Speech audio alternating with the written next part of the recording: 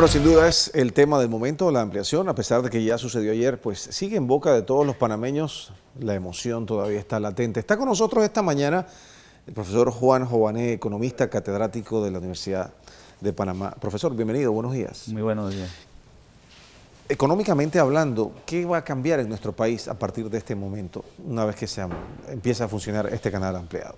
Bueno, mira, yo creo que hay dos cosas. Una es que tenemos que ser bien realistas, en el sentido de que, como se dijo en la entrevista anterior, hay dos cálculos que se hicieron con errores, llamémoslos así, en el proyecto.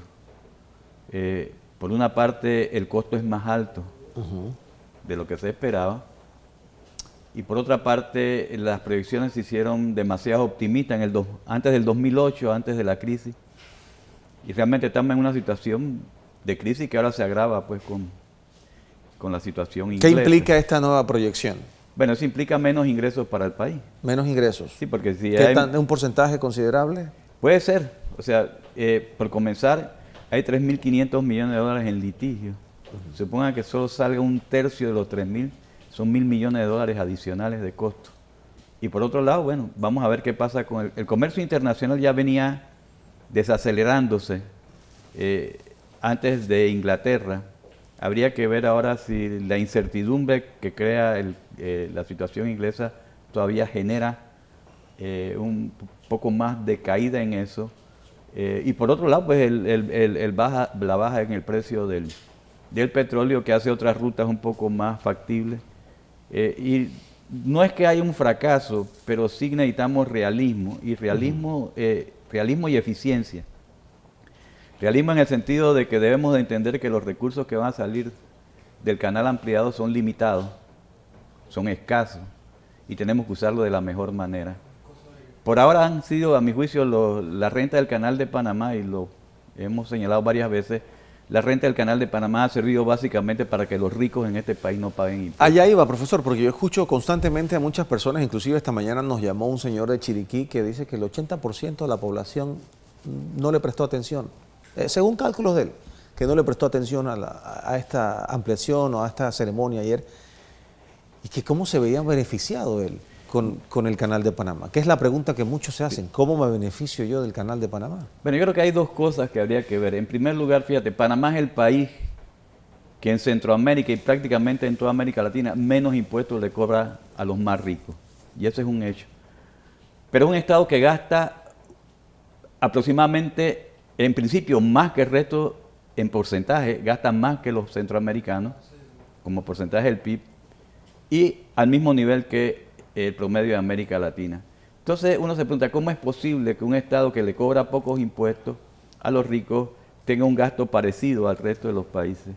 La respuesta es doble, en parte por el endeudamiento público, pero también en parte porque realmente la renta que genera el canal de Panamá es utilizada para cobrarle bajos impuestos a los más ricos. O sea que la renta del canal de Panamá no se la está apropiando la población, se la está apropiando indirectamente esas personas que se benefician de la falta de equidad tributaria. O sea, la falta de impuestos por un lado se suple o se contrarresta con lo que se colecta del canal de Panamá. Y todavía más, a mí me llamó ayer la atención en los discursos que nadie enfatizó en cómo podemos usar una parte de la renta que pueda provenir de la ampliación o que ya está generando el canal de Panamá para ver hacia el interior del país.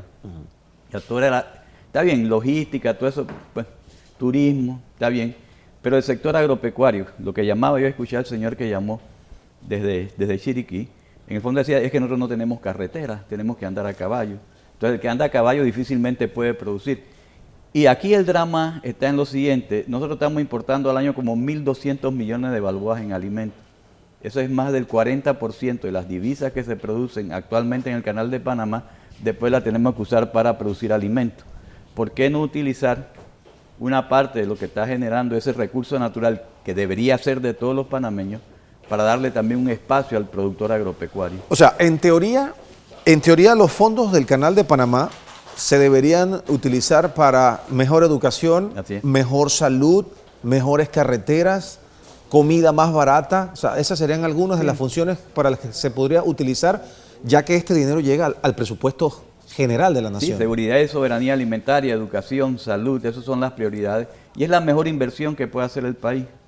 Pero hay Porque- deficiencia en todos esos Sí, aspectos. por eso, es que aquí Entonces, por eso se interpreta que no estamos recibiendo Efectivamente. correctamente La gente- los fondos que llegan del canal. la gente no lo siente.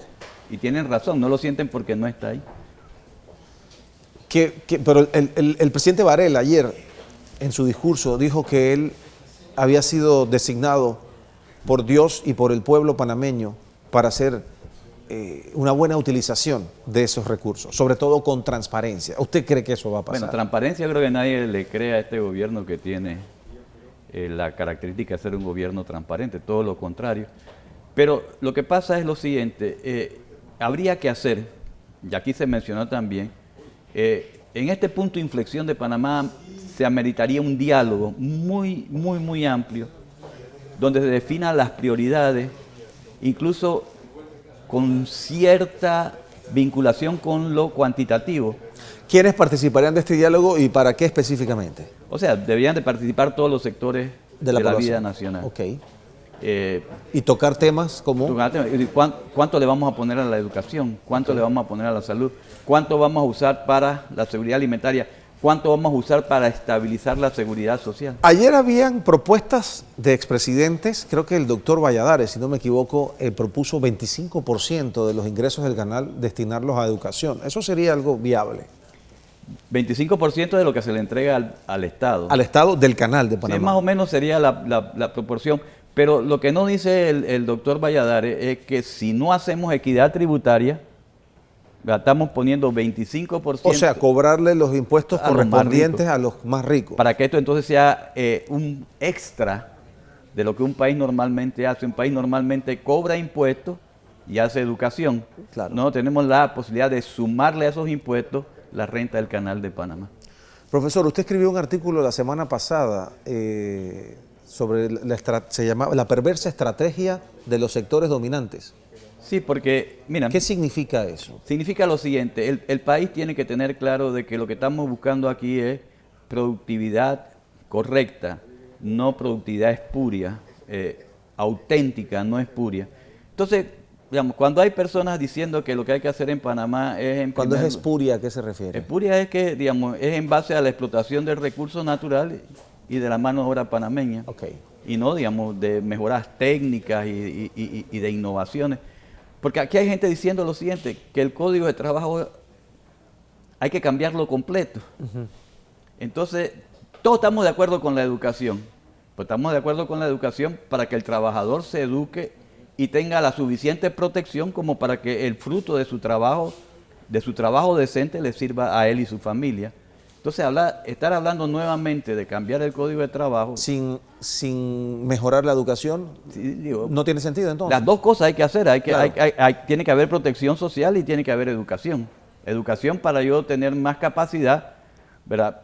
¿Qué gano yo con que me eduque y después me siguen pagando un salario de miseria? Usted habla en ese artículo que hay intenciones de crear incentivos para atraer la inversión extranjera y para esto se cobrarían menos impuestos, esto afectaría la inversión social. Claro, es son que algunos aspectos que usted menciona. esa es la contradicción que llevó a todo el problema que hay en Inglaterra.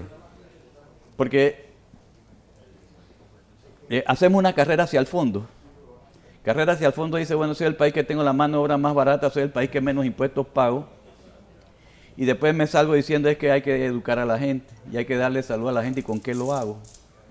Entonces yo creo que ahí es donde está la contradicción que ha llevado a eso. Mire, Europa más que nada son una población ya fastidiada con lo que le ha venido pasando en los 20 últimos años, que le han quitado educación, le han quitado salud, le han desmejorado la protección social y de repente quizás equivocadamente dice, no, la culpa de esto es la integración.